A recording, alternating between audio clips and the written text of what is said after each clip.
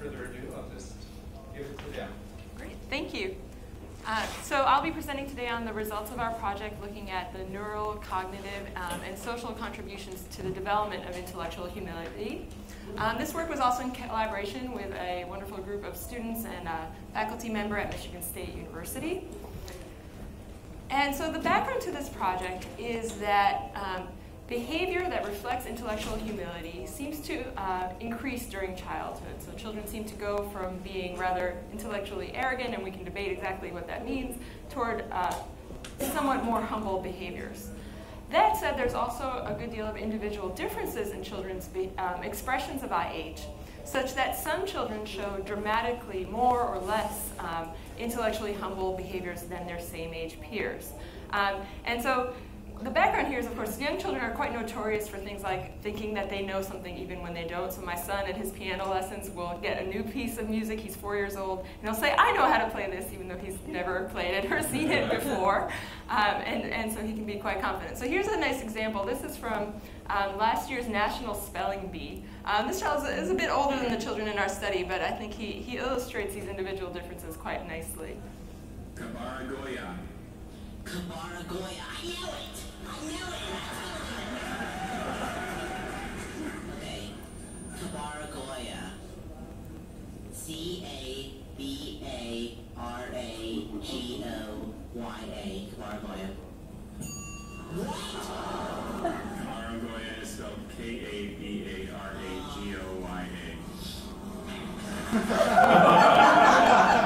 So I like this example because if you've ever watched some of these spelling bees, you see some kids are very nervous and timid and seem uncertain even when they do know the answer, and then you have some kids who are overconfident even when it turns out they don't actually know how to spell the word. And so I think that's a nice illustration of how you see individual differences and variability between children as well. So the aims of our project were threefold. First, we wanted to look at 3 different dimensions of IH and how they develop and interact and what the relationship is or is not between them. Then we were interested in what contributes to those behaviors. So we looked at a number of different types of potential contributors, ranging from neurobehavioral markers of error monitoring and cognitive control, which Jason will be talking about shortly, intelligence and social cognitive skills. And then we also looked at their parents, and we measured their parents' intellectual humility and also their parents' attitudes and behaviors related to intellectual humility in their child. So it's quite a comprehensive type of project. So what I'll be doing today is I'll be talking a bit about the measures that we used of intellectual humility and the cognitive and social contributors. Then I'm going to turn it over to Jason, and he'll talk about the neurobehavioral markers and some of the discussion and follow-up to our initial findings. So we chose to look at IH in terms of 3 different dimensions. First, we looked at how you assess your own knowledge, how you think about how much you know. Then we looked at your willingness to seek out advice from other people as another marker of intellectual humility. And finally, we looked at children's willingness to revise their beliefs in light of new input. So I want to just briefly walk you through, and I'm not going to have time to get into really all the details of the study, but just to give you a sense of what our IH measures were like. So our first one, looking at knowledge self-assessment, was based closely on work by Mills and Kyle. And basically, we trained children on a 5-point rating scale to rate how well they could explain the answer to rather difficult questions for children. And they got 12 of these questions. So for example, the experimenter would ask a question like, think about how much you know about why some people are born with red hair. How many stars would you give for what you'd say about why some people are born with red hair? And the children are trained on this 5-point star scale. So the child might say something like 4 stars. And we repeated this 12 times. The second measure, which was based on work by Aguiar, Stoss, and Taylor, looked at children's willingness to seek advice. So given the same 12 questions, and these were not done immediately after the other, there were some intervening things that came between, children had to decide whether to answer the question themselves or to defer to one of 2 experts, which was a doctor and a mechanic. All the questions had to do with either biological or mechanical phenomena. So again, the experimenter might say the question is why some people are born with red hair. Who will answer that question, the doctor, the mechanic, or you? And children had an incentive that the more you answer right, the more points you get, and you'll get a prize. Notably, by the way, the children did not actually have to answer these. They just had to decide who would answer them. And so the child could either pick one of the experts or say, I'll answer. The third task was a novel task that we created for this project, looking at belief revision. So in 10 trials, children had to judge the location of a hidden mouse, and then they would hear an expert's input as to where the mouse was hiding, which was always different from whatever they said. And they had to decide sort of, what's your final answer? Do you want to go with your intuition or with what the expert said? So just to illustrate how this works, so the children would see on a computer screen a room with 4 locations. The child could pick any one, totally up to them. So they might say something like, the mouse is behind the chair.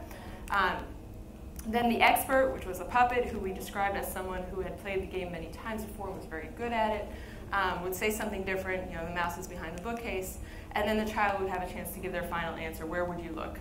Behind the chair, behind the bookcase. By the way, they did not get feedback on this. They were told that at the end we would give them a sticker for every one they got right, and at the end we always told them that they got them all right. This was actually the very final task of the study, so it didn't influence the other tasks.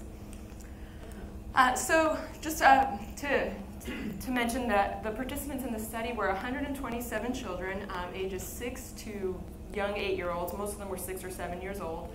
It was evenly split between boys and girls. These were all children from Lansing, Michigan region. And while the children were participating in the study, which took between 2 to 3 hours, their parents were also doing about an hour's worth of surveys and measures. And so we have data from each of their parents, 119 of which were mothers, not surprisingly, that came in with their children. All right, so I want to walk you first through the IH dimension data, and then we'll get to talking about how that relates to some of our other factors. So just to give you a sense of what the kids were like. So on the knowledge self-assessment, remember they had a 1 to 5 scale. Their mean rating of how much they knew was a 3, so they're right in the midpoint. And you can see it's really nice normal distribution. About 10% of the kids, speaking of individual differences, about 10% rated their knowledge as very low. They actually said, I really don't know these things. And remember, these are quite difficult questions for 6 and 7-year-olds to answer.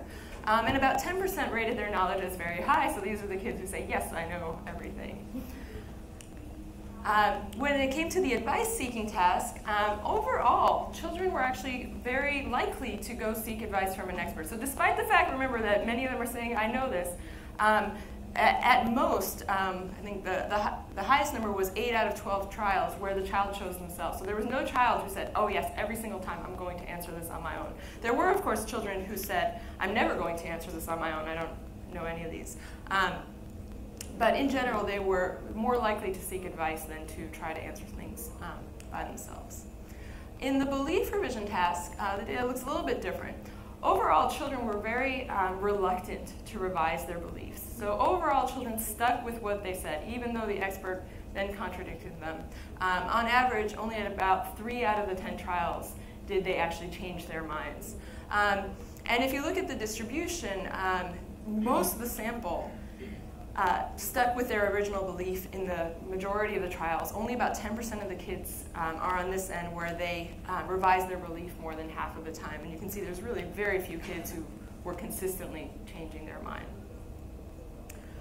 So one of the things we were interested in was developmental changes. Now, keeping in mind that our sample is actually a very limited age range. We chose this age range because we felt this is a time where there's a lot of transition going on, where some children might be picking up on these intellectually humble behaviors and others would not be.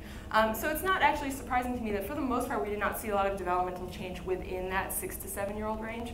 The only one where we saw even marginally significant changes was with the knowledge self-assessment ratings. And this is in line with previous literature, where as they grow older, children were more likely to say that they did not know as much, right? They have lower ratings. I also just want to mention, this isn't in the slides, that overall we saw no gender differences. And the genders were perfectly matched in terms of age. So controlling for age, we did also find that in terms of the relationship between the 3 dimensions of IH, we found a correlation between the knowledge ratings and advice seeking, which makes sense, right? If you think about it, if you say, I don't know the answers to these questions, you should be more likely to seek out advice. Though it's not really as strong as you might think, given that, remember, these are actually the exact same questions. So you just said about 15 minutes ago, I don't know the answer to this, and that's not necessarily perfectly predicting what you'll do next. Otherwise, we did not see any relationship. So between the belief revision task and the other two tasks, there were no significant correlations. And it seems that these are really tapping into different types of skills. All right, so then the next step was to look at what predicts these behaviors, what predicts children's behaviors on these three tests. So we had a number of different measures. The first one that we wanted to look at was IQ, intelligence, right? So our prediction was that there should be some relationship, in terms of if you're accurately judging your own knowledge, maybe you actually know more if you say, that you can answer these questions. So we used the Kaufman Brief Intelligence Test, in part because it's a very engaging test, and this was a long session for kids, but also in part because, and it has verbal and nonverbal IQ components. What I like about it is that the verbal IQ components are not just basically vocabulary words, as you often see in these tests, but there's also a section called riddles, where it's actually crystallized knowledge. So it's actually things like, do you know the capital of this country, and so on. I thought that would be a nice measure for us. We also included a measure of children's motivational frameworks for intelligence. This is based on Carol Dweck's mindset research. So here children have to say whether they have more of a mastery or performance orientation. So for example, a question in this section is, how much would you like to do mazes that are very easy so that you can get a lot right? And the children use this circle scale where they say, a little bit or a lot. And this taps into mazes, math, and spelling, so it has a few different domains. We were also interested in children's social cognitive abilities. So we thought, one thing that might influence your intellectual humility is your ability to, for example, take other people's perspectives, realize how they might view you. So we did two types of social cognitive measures. The first one is what I'm calling the basic theory of mind. This comes from Wellman and Liu's theory of mind scale. And these are the sort of classic theory of mind tasks you might be familiar with, like understanding another person's false belief. We used a number of these tests. The nice thing about their scale is that it's been used across this age range, and we kind of picked the ones where we thought we'd see the most variability in 6 to 7-year-olds on their scale. We also did a different type of theory of mind test called interpretive theory of mind, which really requires you to understand the idea that different people can have the same perspective on the same thing. So for example, in this one, you show the child this ambiguous duck-rabbit figure, and there's a little story about, Mike says it's a duck, Mary says it's a rabbit, and the child has to explain whether this makes sense and why this makes sense, right? This idea that different people can have the same perspective. And this is one that's known to be somewhat challenging for kids in this age range, in this 6 to 8-year-old range. All right, so looking at the data for the child measures, overall, we found no significant relationship between the IH measures, any of the three measures, and mindset or theory of mind. So there did not seem to be a clear link to children's attitudes about learning, nor to their social cognitive skills. What really popped out, though, was a pretty strong correlation between the children's self-assessment, their ratings of how much they thought they knew, and their IQ. And this was a negative relationship. So children who rated themselves as knowing more, who said, yes, I can explain this, are the children who actually had lower IQ scores. And I think this actually fits nicely with some other research in Frank Kyle's lab, suggesting that overconfidence seems to go with actually not knowing as much as others. So turning to the parent measures, like I said, the parents did about an hour-long battery of measures. They did a demographic questionnaire asking about things like education and family income levels. They did adult versions of the child IH measures. They did not do the belief revision, but they did do a knowledge self-assessment, which we took from Rosenblatt and Kyle's work with adults. And then we added, so adults are rating there on a scale, how much do you know about these different things? And then we also added an advice-seeking test where we said, okay, how likely would you be to go ask an expert for help on these same questions? We also included need for cognition, need for closure, and a measure of parents' emphasis on performance or mastery mindset. So these are items like, it's important for me that my child be the most successful versus it's important for me that my child be learning new things and have challenges. Then we added two measures that we created for this project where we wanted to look at how much the parents valued intellectual humility. And so the first one was a measure of the value of IH in general, sort of broadly speaking. So for example, parents were asked on a 7-point Likert scale, how much do you agree with these statements? So for example, asking other people is a good way to get answers to questions that you can't answer on your own, or it's better to answer questions on your own than to ask other people for help. You'll notice these were the reverse. And then we had a second measure specific to children. So these were statements like, parents should encourage children to stick to their beliefs, even if their beliefs turn out to be wrong, or it's good for children to change their minds when a more knowledgeable person points out that they're wrong about something. So we were interested to see, is there some effect here of the parents' ideals and values in terms of IH and what the child did. So just for a moment, I want to mention that within the parents, there was a strong correlation between their knowledge self-assessment and advice seeking. This is not really surprising because these were the same questions and they had just answered a few minutes earlier, right? How much do you think you know about how a stapler works? And you said, I don't know it. And then you say, I'd be very likely to ask an expert. So it's not a shocking relationship there.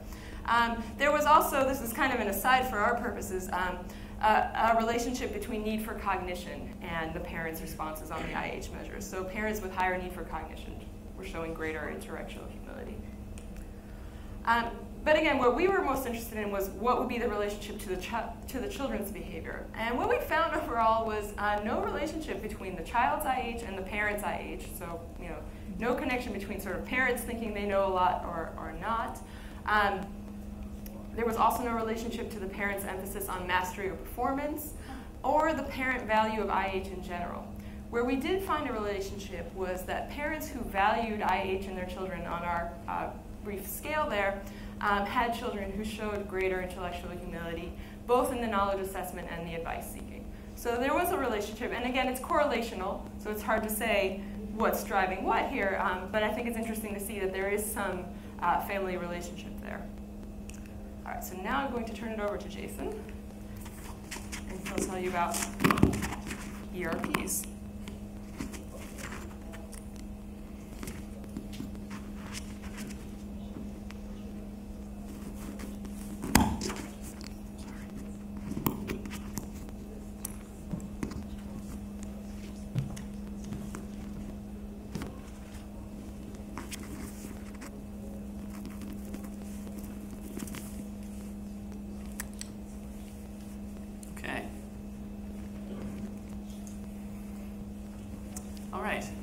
So I'll take us from here.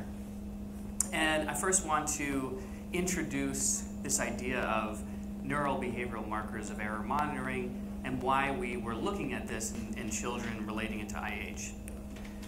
So I've studied a lot about error monitoring and the neurobehavioral markers, specifically electroencephalogram-derived event-related brain potentials. And these are brain blips that occur on the order of milliseconds. They're direct indicators of electrical activity happening in the brain, carrying out certain operations like recognizing, making a mistake, and incorporating that knowledge and maybe using that to change behavior. And usually in the adult literature where we started with this, we recorded this brain activity in really simple tasks, making simple decisions. Using things like flanker tasks here on the wrong button, that's the right button. Flanker task here on the left and go, no-go tasks on the right. And in a flanker task, essentially the subject's job is to respond to the center item while ignoring the flanking items on the outside. And these tasks include easy trials where they're all pointing for the same response, like M's are respond with the left mouse button click and N's are with the right mouse button click. And on the bottom here are incompatible trials where the middle item is in conflict with the response to the outside items. And this is really where people make mistakes. In go, no-go types of tasks, it's pretty simple. There's one stimulus, which is a go stimulus, so every time you see a green square, hit the button, keep hitting it. There are lots of these types of trials. But when you come across a red box, withhold the response. And those happen on fewer trials. So it's 80% of the time you're going, and then stop. And these are tapping kind of behavioral inhibition and selective attention processes in terms of the cognitive processes. And the nice thing about these tasks is people very, very much know they've made a mistake. And lots of times these are kind of the oh crap tasks. Because people are clicking along and they're like, oh, I'm just cruising, and then bam, they make an error and they're like, oh, you idiot. It's also like the Homer Simpson, the dope response, because these are pretty simple and people are very aware. And I think that's the starting point for the connection between the IH metacognition about how much do you know, what should you do with that information if you do or do not know, do I ask somebody else? This is where it comes in, because these are tapping, in a sense, very discrete metacognitive processes of I am aware that I've made a mistake. I know that I've made a mistake, or I don't know that I've made a mistake. So this is the typical error-related brain activity that we're looking at, and most of what we know about this system is from adults. However, we've started to do, and a bunch of others have started to look at this in children as young as 3, 4, 5, 6, and so these are actually data from our study here, and I'll just take you through kind of the typical waveforms you see when people make mistakes or correct responses in these types of tasks. And in a second, I'll show you what we used to elicit these sort of waveforms in our little kiddos. So the time axis here is in milliseconds, so this is happening very quickly.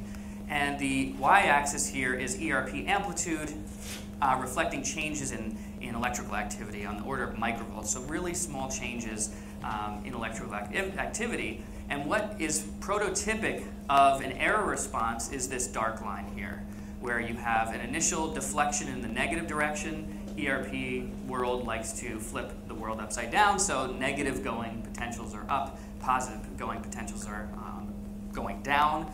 And this has nothing to do with good or bad, this is just how neural generators are oriented in your head. And so the initial response at the 0 mark here when people make an error is this large negative deflection that occurs first, and then it follows around 200, and this is happening within 100 milliseconds, so within a tenth of a second, the brain is recognizing or doing some sort of detection of a mistake. And then after that follows this error positivity between 200 and 600 milliseconds, where the mistake is really being registered. And they're reflected here on these cute little scout maps, which show you where the activity is really coming from for this ERN, which is the error-related negativity, or the error positivity, the PE. And it really shifts from a more frontal distribution to a more parietal distribution, where essentially there's a lot of debate about exactly what these two waveforms index, but more or less, the kind of interpretation I think that fits a lot of the data is there's an initial error correction response, or kind of a changing of your mind response, because there's a very quick decision that's been made, and the brain knows it should have done the other thing, and so there's an automatic error correction response, which is mediated primarily by frontal brain regions like the anterior cingulate cortex, and then it shifts over and passes the buck down to the error positivity, where it represents this more in terms of the context of the task, and it is you are more or less certain and confident and aware that you've made a mistake, and that's the information that then gets passed along, presumably to help you not make a mistake on the next trial and adapt learning immediately. And so this is really where we focused in on, is this last component, which is really about error confidence or error awareness. And so there's metacognitive awareness. This tracks very well in the adult literature with people's actual subjective judgments of making a mistake and being sure that they've made a mistake. So this idea that we're going to use people's very basic, and these kids, very basic awareness or certainty of their mistakes in their brain activity to see how well they track with these other behavioral measures of IH. That presumably should reflect the same sort of process, metacognitive process of, do I know things? Do I know I've made a mistake? Do I know the right answer to a question? And part of the reason we also focused on this error positivity, or this PE, is because we had earlier done some research in adults showing that if you look at a related sort of construct in adults anyway, mindset, or the growth mindset, this idea that people can change their intelligence and they can learn and grow from challenging situations, we found that growth-minded college students had a very large error positivity. Here on the right is the growth-minded error positivity. The more fixed-minded college students had a smaller one, and here in the scout map you get to see they had this kind of nice glowing red certainty about them, very aware of their mistakes compared to their fixed-minded counterparts. And the cool thing was that that also related, this is the behavioral part of the neurobehavioral, is that not only did growth-minded folks really pay attention to their mistakes and their brain activity. It was showing us that within the first 200 milliseconds of making a mistake, they also adapted after mistakes very well. So the more growth-minded they were, the more that they believed that they could learn and change from mistakes, the much more accurate they were immediately after making a mistake. So they bounced back right away. So they pay more attention to their mistakes, and they bounce back immediately when they make these sort of mistakes. And so we use these two neurobehavioral measures as kind of a template for what we might expect from our kiddos in relating to the IH measures. So we looked at the PE and this post-error accuracy, this ability to kind of bounce back from mistakes. And to elicit this sort of activity, we used a variant of the go-no-go task borrowed from our friends at the University of Michigan who did a zoo task. And basically the child's job was to capture all animals, like this rhino down here, by pressing the space bar. But every time they saw one of their monkey friends here, orangutan friends, sorry, I gotta be correct, orangutans, I'm looking. Orangutan friends, they should withhold a response because the orangutans are there to help them capture the other animals that have escaped from their cages. Okay, so they're sitting there clicking along to the rhinos and the panda bears and all that and withholding responses to the orangutans. And we get this prototypic ERNPE sort of waveforms that I just showed you. It's an engaging task. They go from the zoo entrance to the koala cove, to the panda palace, to the monkey mountain, and the kangaroo kingdom, all the way to the end. So it's an engaging task to really get them involved, and they earn stars along the way. So this is a task where they're engaged, they know when they're making mistakes, and they're trying their hardest to get their way through and get as many prizes as they can. So in terms of the relationships we ended up finding, we still have to chew on some of this because there were quite a bit of gender differences in terms of the associations between our ERPs, the PE, and the behavior, and our IH measures. And so the first thing that we found was a relationship between advice seeking and the PE, or the error positivity here, but it only held up in boys. This was not the case in girls. And essentially we find what we expected, which was boys who were more advice seeking, more likely to seek advice, or more humble in a sense, having more intellectual humility, they were the ones who had this larger error positivity compared to their counterparts who were less likely to seek advice. And so the more confident in this little go-no-go task they were in that they made these mistakes on this millisecond by millisecond basis, the more likely they were also to seek advice from another. So this sense that if you're aware of making your own mistakes and you know you made a mistake, it's related to this idea that you should probably go seek out others for advice. The second, also in boys, was the expected relationship between being more humble and saying, this is the knowledge self-assessment on the x-axis, on the y-axis is post-error accuracy now. Again, only in boys, we found that the more humble the boys were, the more accurate they were on post-error trials. So the more likely they were to bounce back. So if they're more humble about what they know, in terms of the self-assessment of knowledge task, they were also more likely to bounce back from mistakes. Now in girls, it was more complicated. The upshot, though, is that essentially in boys and girls, the results were similar in that the more humble you are on the advice-seeking and self-assessment of knowledge, the larger your PE and the more likely you were to bounce back after mistakes. So in girls, it was actually an interaction that we found. And so you find this relationship between the error positivity, more certainty about mistakes in the brain, and advice-seeking like we did in the boys, but only in girls who were humble about their self-assessment of knowledge. So if they said they didn't know a lot, that's where we found this relationship between advice-seeking and the error positivity, where more advice-seeking was related to a larger PE. So same sort of relationship, but it's only in the girls who say they're humble on the self-assessment of knowledge. In terms of post-error accuracy, again, we found the same relationship between post-error accuracy and being more humble on the self-assessment of knowledge, but only in girls who were high advice-seeking. So this was a more complex and a more subtle association, whereas the The boys had more main effect relationships between neurobehavioral markers and IH. Girls had more subtle interactive effects. But at the end of the day, essentially, the more humble they were on both of these IH measures that we had in the lab, the larger their PE response, their more confidence in errors, and their ability to bounce back from mistakes was greater. Okay. So from that, where do we go? So our key findings up until now are that knowledge assessment relates to advice seeking, but belief revision is largely independent. That mouse game wasn't tracking as much of the other tasks. The mouse game also didn't track very well with the neurobehavioral markers. Intelligence was a strong predictor of knowledge assessment in the kids, and the IH measured from the behavioral tasks related to adaptive error monitoring is kind of the summary of that. They were more adaptive in their response to making mistakes. So from here, what we're doing is, and we're about 40 kids in, is we're doing a 1-year follow-up. And we're repeating a lot of the same assessments in the children. The knowledge self-assessment, we're adding some new items so that they're not the same as before. We have some self-assessment of other skills, so how much kids think they can hold in memory or toss a ball. So seeing how much this knowledge self-assessment generalizes from intelligence to other skills. We're revising our belief revision task, or we have revised, to create a little more variability, because what Judith showed you, where there wasn't a ton of revising, the children actually did, so we were giving them a bit more range to do that.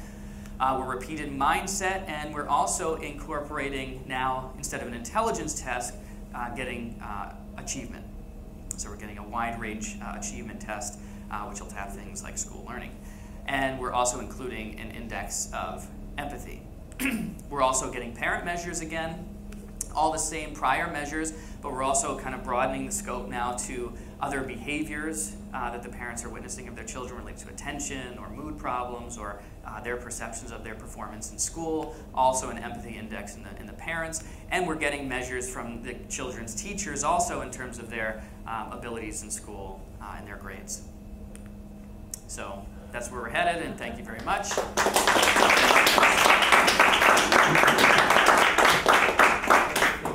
So we're going to adhere to a rules about discussion. If you have a new question, raise your full hand. If you have a follow-up to somebody like, oh, I want to just tag on that, just raise a finger. Okay? Right? So I want to know how malleable you think emotional ability is as a result of this. With the neuropsych measures, there seems to be a slight implication that it isn't, but there's all this wet mindset stuff where you do these manipulations that make them more growthy. So do you think that that would be a suggested route to how you might make them malleable in terms of emotional ability, or do you think we're kind of stuck in our IH route of either being low or high no matter what happens? I think maybe in the short term, you could do some of these manipulations, but I also get the sense some of these kids are, that's how they are, right? Some of the kids are sort of high and they think they know it all, and even evidence to the contrary. We didn't do this in our study. We didn't have them answer the questions as in your IOED work, where you kind of realize you don't know. But from other work, it suggests to me that that doesn't have a huge effect on kids this age. And do you... Do you mind if I address the neurobehavioral? Yeah, sure. I hope, a lot of times I think when I present or we see neuroscience findings, we want to jump to, well, that must mean, maybe it's more ingrained and it can't be changed. We actually have data on mindsets where you do change this PE with a brief intervention in the moment. And I think there's certainly room for these kids to grow also based on those. Well, the other related question is, do you think there's any degree which one of this might be domain specific? That's to say you might be very strong by IH in some domains, but be much more, IA in other ones. Well, and that's why in the follow-up study we're including these other measures. So we're doing some of, for example, here's 20 pictures, how many do you think you can remember? Here's a ball, how many times do you think you can toss it in the air in 1 minute? To exactly get at that. Is this very domain specific that you overestimate your knowledge and so on, or is it sort of across the board? I haven't actually looked at the new data yet. So I'm not sure. I think it could be domain specific. Yeah. I think some of the kids might realize, I'm good at memorizing things, but I'm not very good at throwing balls in the air.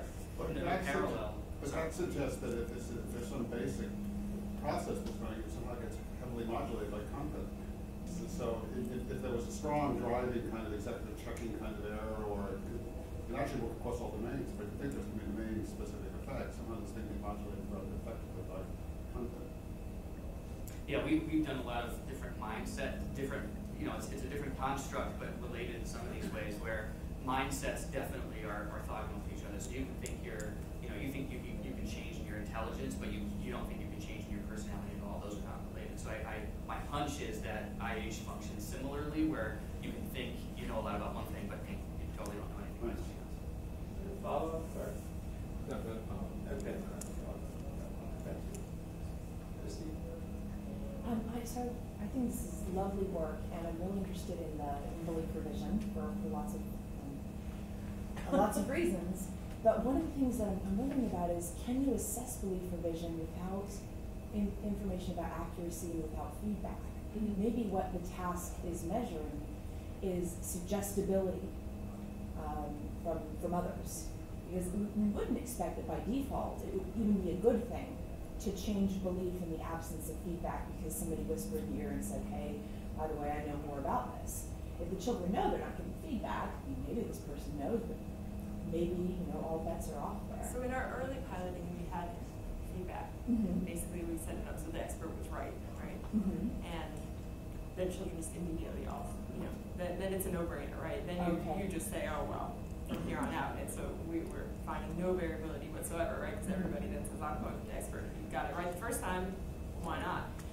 And so we tried to set this up that way. But I agree. I think we unfortunately ended up sort of not really tapping into belief revision. The new task, what it does is you have the child answers. It's a different kind of task. It's like how much food to feed an animal, and the child picks a number from 1 to 5, and then the expert always picks something 2 numbers away, right? So the child says 1, the expert says 3, and then the child has the choice: stick with my answer, go with the expert's answer, or pick the middle ground compromise. And I'm hoping that's going to tap in a little bit more to sort of I'm more willing to change my beliefs. I'm not totally giving up what I think, but I'm willing to sort of take into account what others say. You could do this even without expertise. You could just give children different kinds of information about relative accuracy that they could track, and then they could make the determination themselves. Actually, this person seems to know a little bit more, and that would kind of get away from the hierarchy associated with I'm the expert, and by the way, I happen to always be right. So, A couple of it's a cool idea. Just a question about the test question. If I remember correctly, it was, so where are you going to look for the mouse? That's what I remember being on the screen, which might be heard a bit like, well, what was your view on where the mouse was? So the question, did you actually encourage them, or did you show them that it was okay to change one's mind? So that they weren't interpreting the question as, well, my view was that such a time, the expert may have said there. But right. No, we did not encourage them in any way to change. Because there's an issue of being seen to change one's mind kind of means one was wrong beforehand. So I mean, it's not. Right. Yes, I see what you mean. Yes, and there may have been a bit of a task command there toward sticking with your initial belief. One more follow-up, and then we'll go to on the same idea of having the child determine for themselves if the person is an expert, if the task had three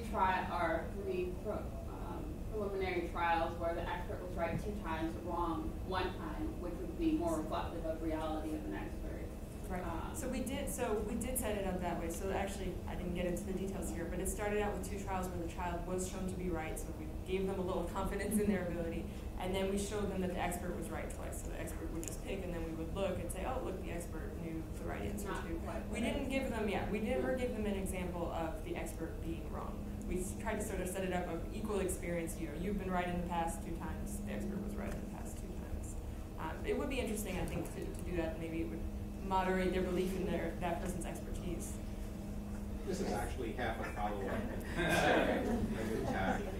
Partly looking at this, one of the things, I think it's fascinating work, but one of the things that I think may be missing from it, when I look at the assessments, you're looking within the child for things that might vary between the child, between children, high in intellectual humility, low in intellectual humility, but a lot of it applies the other.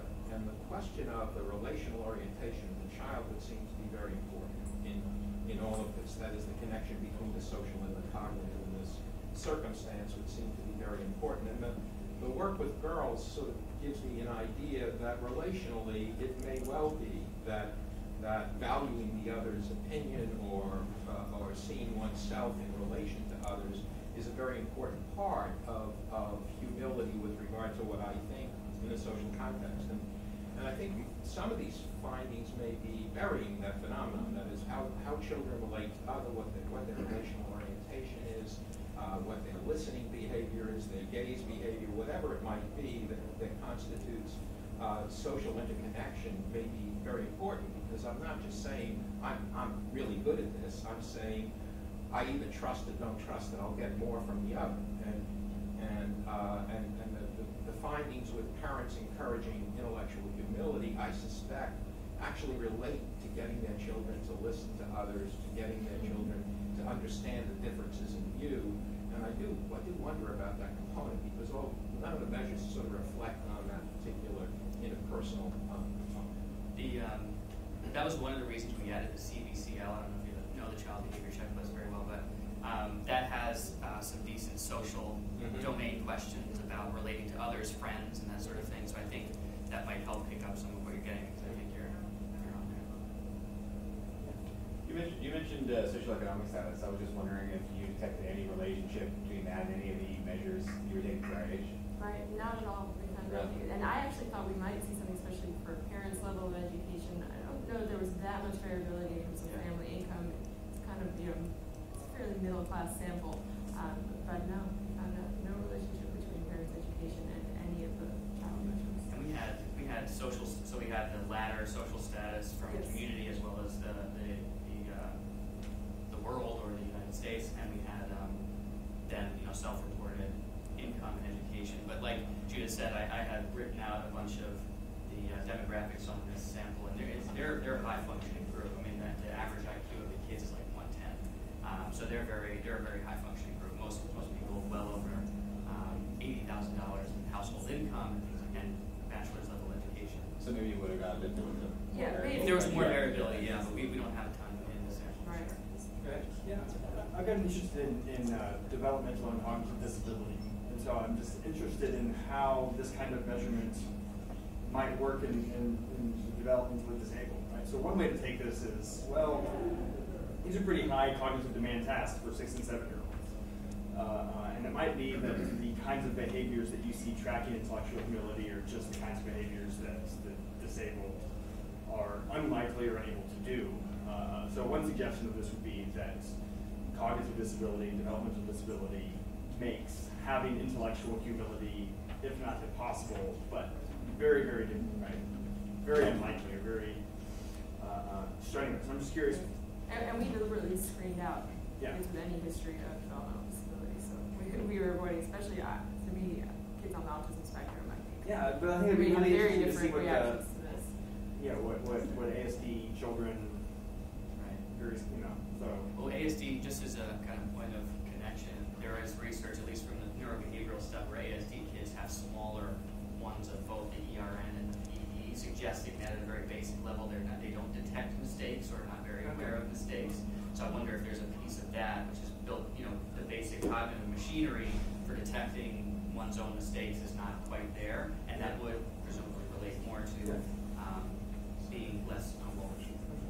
We're out of time, so if you have more questions for our presenters, just please directly ask them afterwards. Thank you very much.